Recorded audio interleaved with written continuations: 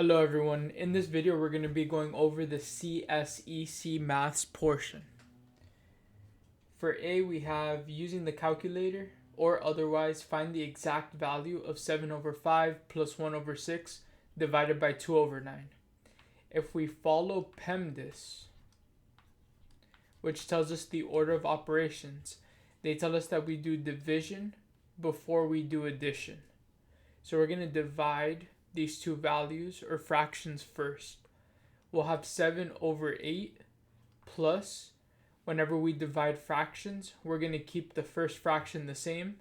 We're going to change the division to multiplication, and we're going to flip the last fraction to 9 over 2. Next, we're going to multiply those two fractions together. We'll get 7 over 8 plus, when we multiply fractions, we multiply the top two numbers. 1 times 9 is 9. And we multiply the bottom two numbers. 6 times 2 is 12. Now that we have two fractions being added together, we have to find the same denominator. The least common denominator between 12 and 8 is going to be 24. To get from 8 to 24, we have to multiply by 3. And what we do to the bottom, we also have to do to the top. For the second fraction, to get from 12 to 24, we multiply by 2, and we're going to do the same on top. 9 times 2 is 18. Now that we have the same denominator, we can add the two numerators. 21 plus 18 is 39 over 24. And if we were to change this to an improper fraction, or from an improper fraction to a mixed number, it'll become 1 and 15 over 24. And we can simplify this a little bit more by dividing top and bottom by 3. And this will become 1 and 5 over 8.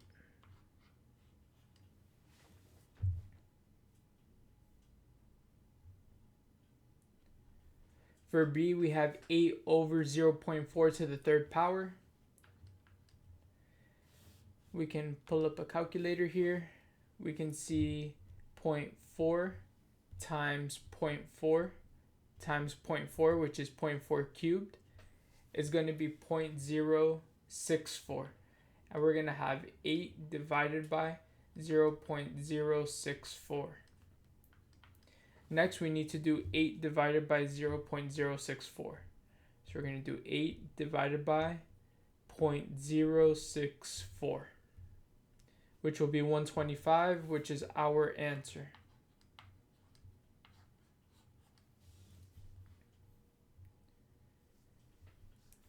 So what is the value of the square root of 26.8 minus 2.5 raised to the power of 3 over 2?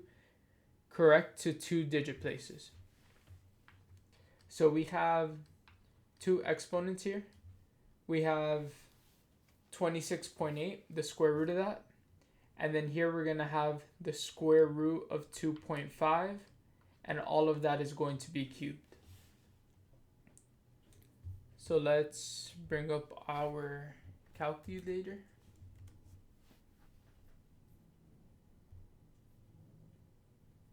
And then let's change it to scientific. So we have 26.8, and then we're going to take the square root of that. This is going to give us 5.17. We'll say 1.577. And then minus, what's the square root of 2.5? 2.5 square root, and then cubed. It'll be 3.95. And then now let's subtract these two values. We're going to get 5.177 minus 3.95. And this is going to be 1.227 or 1.23.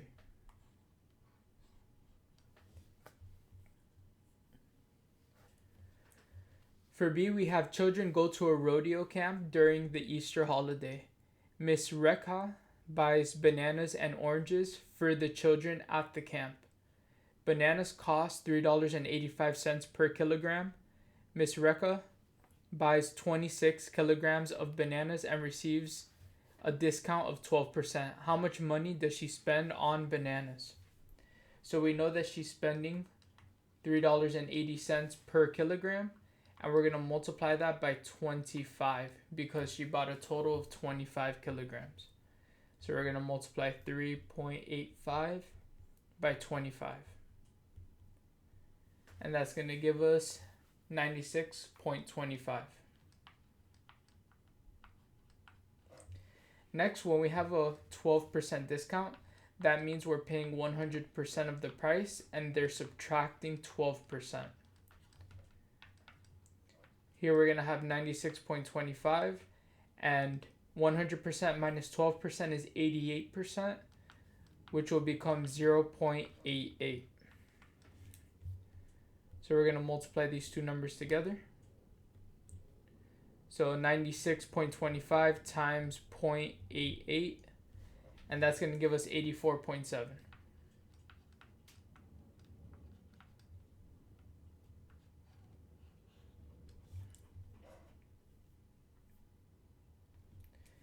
Ms. Rekha spends $165.31, inclusive of a sales tax of 15% on oranges.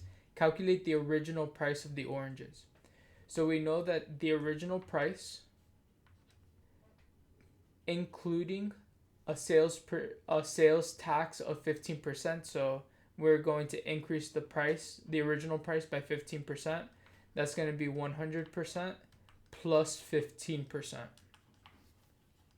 And this is going to equal the total amount that she spent, which was $165.31. 100% plus 15% is going to give us 115%, which translates to 1.15, and we're going to set this equal to $165.31. The last step to get x by itself is going to be to divide by 1.15, and then we're going to see what this is. 165.31 divided by 1.15. It's going to be 143.75. 143.75.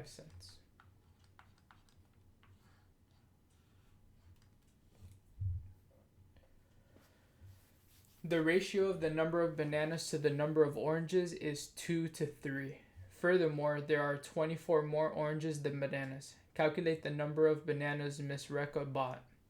So we need to form a system of equations and then solve for the variable that represents bananas. For bananas, I'll use B. And for oranges, instead of O, because that looks like a 0, we're going to use A. So we have that the number of bananas to the number of oranges is 2 to 3. That means if we divide the number of bananas by the number of oranges, we're going to get 2 over 3. The next sentence tells us, furthermore, there are 24 more oranges than bananas. So the number of bananas plus 24 equals the number of oranges. To solve for A on the equation on the left, we can multiply by 2, and we'll get that B equals 2 over 3 times A. Now that we have what B equals to, we can plug that in for B in the other equation. So instead of B here, we're going to plug in 2 over 3A plus 24 equals A. We can subtract 2/3 A on both sides. On the left, we're going to have 24. And on the right, A minus 2 over 3A is going to be 1 over 3A. And in order to get A by itself, we have to multiply each side by 3. And we'll get that 72 equals A, which means that Miss Rekha bought 72 bananas.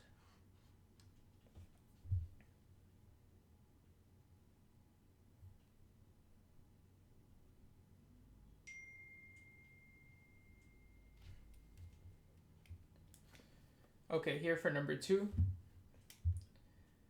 what we're going to do first is factor out the quadratic that we were given. So what we do when we have 5x squared minus 9x plus 4 is we're first going to write this into two binomials as the first term. We're going to write 5x and 5x. Next, we're going to drop the first sign. We're going to put the minus sign here. And then we ask ourselves, a negative times what is a positive? A negative times a negative is a positive. Next, we're going to multiply the coefficient of x squared by the number at the end. That's going to give us 20. And it's going to be factors of 20 that add to make 9. Well, we know 4 times 5 is 20. And when we add them, we get 9. The bigger number always goes first. And then when we see that we can factor out a 5 here, we're going to make it disappear. And it's going to be x minus 1 times 5x minus 4. This is going to be the factored version. So we're going to use the factored version for part number 2. It says to solve the following equation. We know that this quadratic factors out into x minus 1, 5x minus 4. Notice here that we have an equation and it equals to 0. For part number 1, there was no equal sign. It doesn't equal anything. This is considered an expression, as stated in the question. For number 2, we have an equation, and all we need to do to solve it once we have the factored version of our quadratic is to set each of them equal to 0. So x minus 1 equals 0, and 5x minus 4 equals 0. For the equation on the left, to get x by itself, we add 1 to each side. And we're going to get that x equals 1. And for the equation on the right, first we're going to add 4 to each side. We'll have 5x equals 4. And then we divide each side by 5. And we'll get that x equals 4 over 5. And these are our two solutions.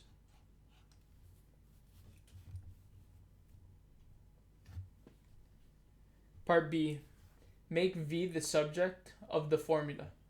What they want is for us to end up with a v equals equation. Our first step is to multiply both sides by the denominator.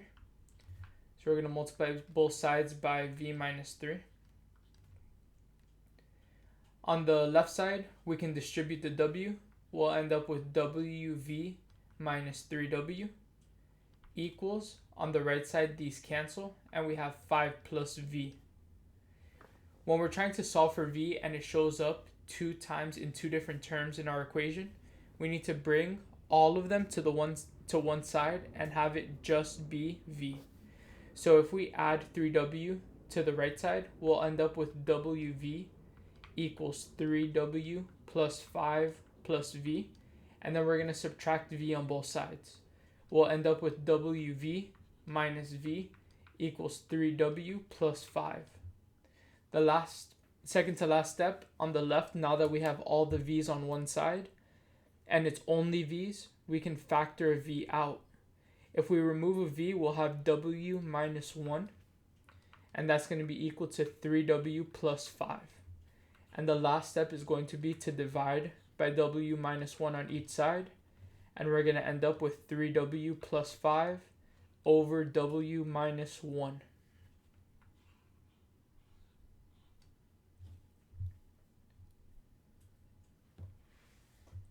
For C, we have that the height h of an object is directly proportional to the square root of its perimeter p. Write an equation showing the relationship between h and p. So we have that h, the height of an object, is directly proportional. That means that we're going to multiply whatever comes next by k, our constant of proportionality. Is directly proportional to the square root of its perimeter p.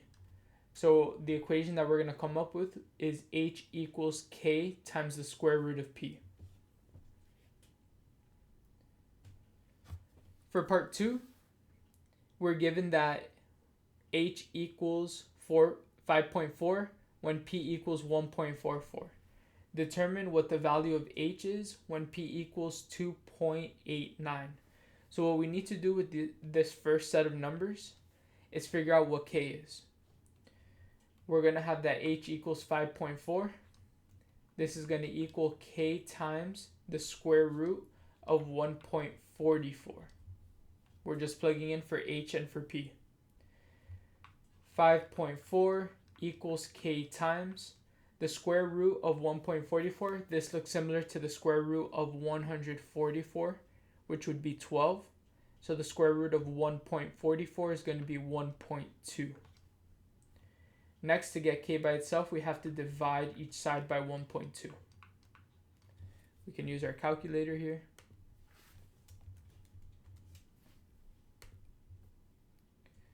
We're going to have 5.4 divided by 1.2. So we're going to get that k equals 4.5.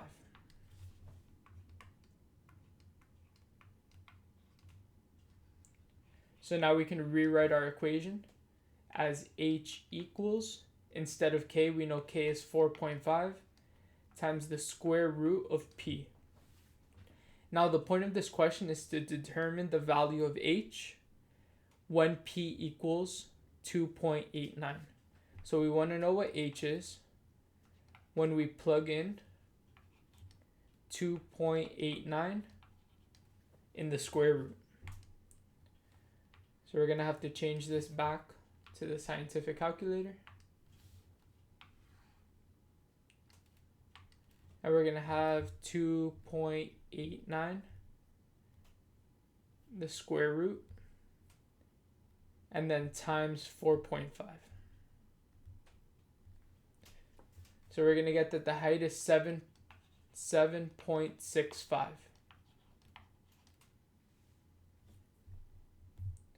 And yeah, they don't give us a unit. So just h equals 7.65.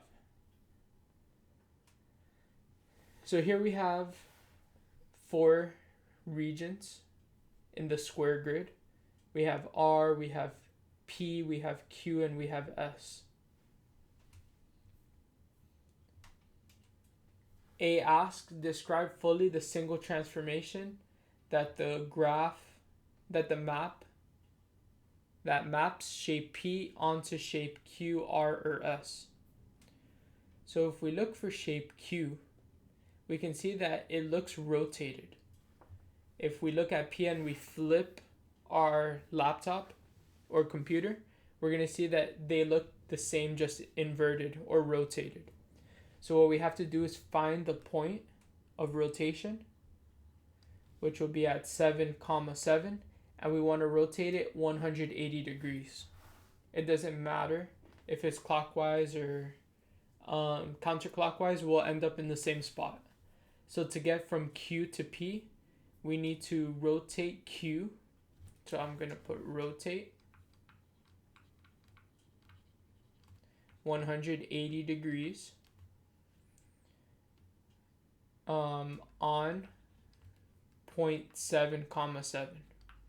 This is our point of rotation, and we're rotating it 180 degrees. It doesn't matter if we do clockwise or counterclockwise, it's going to end up being the same. So next we have R. R looks to be a reflection. So we're going to find the midpoint between this point right here and this point over here. So 1, 2, and then 1, 2. The midpoint's going to be right here. So we're going to reflect R across this line, which would be x equals 1. If we do that, we would reflect R exactly onto P. So here we're going to reflect on x equals 1. And for S, the shape seems to be similar. However, it's just factored by a multiple of 2. So if we scale down S by a factor of 2, we would then need to move the shape in order to get it mapped onto P. So there's no single transformation here that we can do in order to get S to be mapped onto P perfectly. So I'm going to write no single transformation. We can do multiple transformations, but not a single one.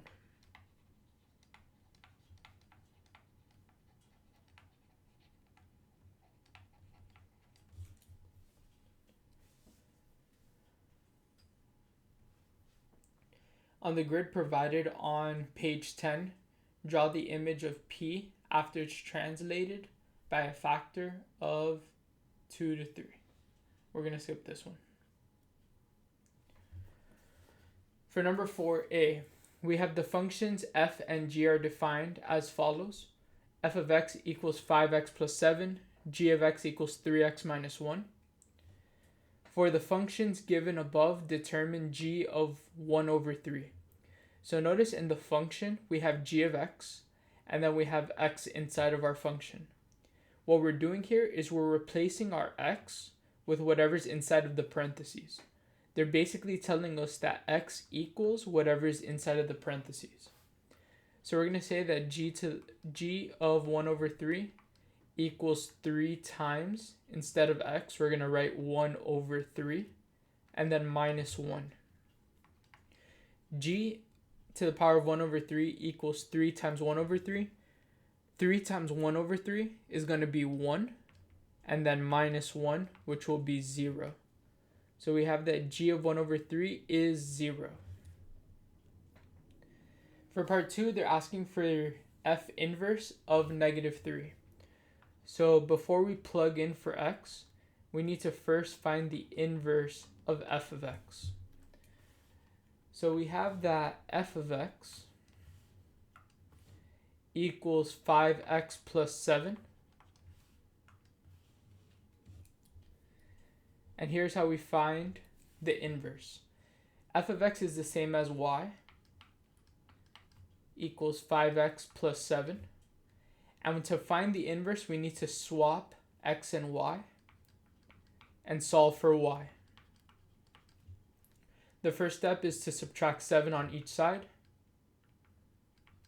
We'll have x minus 7 equals 5y. And then to get y by itself, we're going to divide everything by 5. And we'll get that y equals x minus 7 over 5. This is the inverse of f of x. Now we have that we're looking for the inverse of f of x of when x equals negative 3. So the inverse when x equals negative 3. So we need to plug this in for x.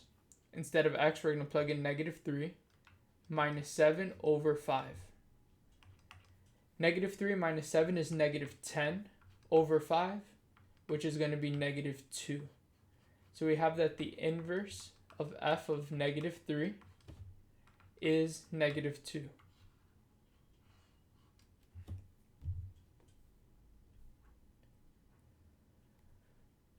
So here we have the line L is shown on the grid below. It has a y-intercept of 1. And the next point is right here at 3, 2. The rise over run, we go up 1. And we go to the right 3. The rise over run or slope is going to be 1 over 3. And the y-intercept b is going to be 1. So let's see what the questions are asking. Write the equation of the line in the form y equals mx plus c. M is our slope, what we found just before, and c is our y-intercept, which I denoted as b above. So the slope m is 1 over 3. Remember that slope is rise over run. So we're seeing how much we elevate and then how much we run. So here m is going to equal 1 over 3. And c is our y-intercept. This is where we cross the y-axis, which is right here. That's when y equals 1. So the y-intercept is going to be 1. And our equation, if we plug it in, will be y equals 1 over 3x plus 1.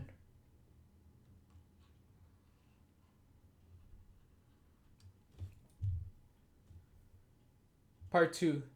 The equation of a different line, q, is y equals negative 2x plus 8. Write down the coordinates of the point where q crosses the x-axis. So in order to find where it crosses the x-axis, we're looking for the x-intercept. These two are equivalent. In order to find the x-intercept, we need to set y equal to 0. We have that y equals negative 2x plus 8. Remember, if we're looking for the x-intercept, that means y equals 0. So instead of y, we're going to plug in 0 equals negative 2x plus 8. And we need to solve for x. First step is going to be to subtract 8 on both sides. We'll get negative 8 equals negative 2x. And then to get x by itself, we divide each side by negative 2. And we're going to get that x equals negative 8 over negative 2 is positive 4. And this is going to be our x-intercept. So just to go back to A, it says write down the coordinates of the point. So the x value is 4. We know that the y value is 0. So the coordinates of this point would be 4, 0. And technically this would be the correct answer.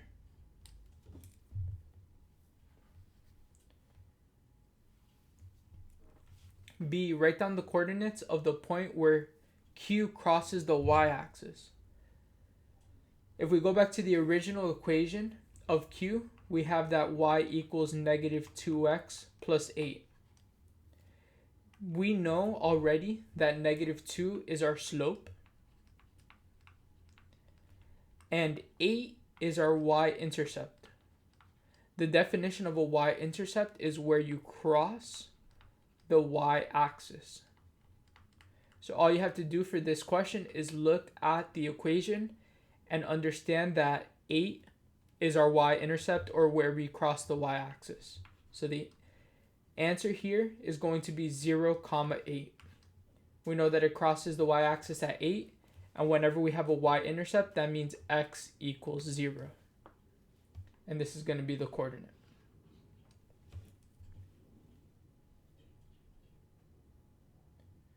Okay, part 3. According to the graph, the solution to the system of equations consisting of L and Q is, what we need to do here is first write each equation. We know Q is negative 2x plus 8.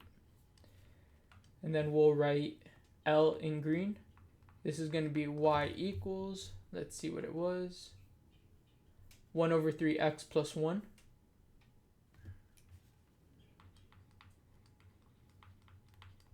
And the way that we solve a system of equations is by setting the two equations equal to each other.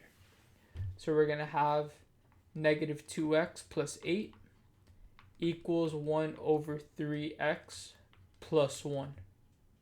We're going to add 2x to both sides. And we're going to get 8 equals 2 is 6 over 3. And that'll be 7 over 3x plus 1. Next, we have to subtract 1 on each side. And then we'll get that 7 equals 7 over 3x. The last step is to multiply by the reciprocal on each side. 7 times 3 is 21. 21 divided by 7 is 3. And we're going to get that 3 equals x. So this is the x portion of our solution. To figure out what the y portion is, the x is 3. To figure out what the y portion is, we need to plug in this x value into any of the equations. We'll plug it into the one in red. We'll have y equals negative 2. Instead of x, we know x equals 3. So we're going to plug in 3 for x, and then plus 8. Negative 2 times 3 is going to be negative 6 plus 8, which is 2. So we find that y equals 2. And therefore our answer is going to be 3, 2.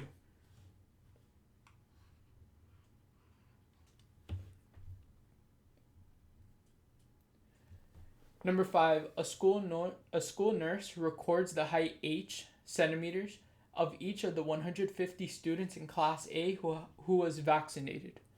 The table below shows the information. Complete the table below and use the information to calculate an estimate of the mean height of the students. Give your answer correct to 1 decimal place. So what we need to do here is fill out the rest of the graph. We can see that the midpoint is increasing by 20 on each step. So we go from 70 to 90, 90 to 110, and then 110, if we add 20 again, we'll get to 130. And as we can see, this trend continues. How did they get 280? They multiplied f by x. Here for this first row, they multiplied 4 by 70, which gives us 280. Here for the second row, 20 times 90 is 1800. So what we have to do here is multiply 67 by 130. Let's change this back to a basic calculator. And then we're going to do 67 times 130.